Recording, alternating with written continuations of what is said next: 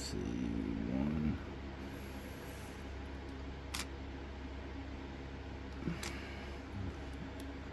I am not happy with the angle I'm at right now.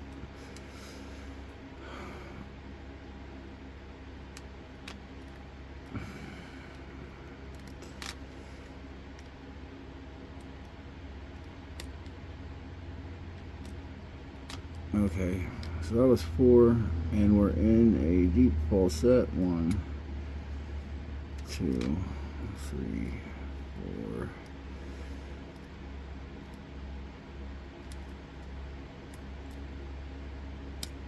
And 5 opened it up. That is number 1 by John Holistic. This lock is a very good challenge lock, I think. I don't really have much reference, but it is definitely not a pushover.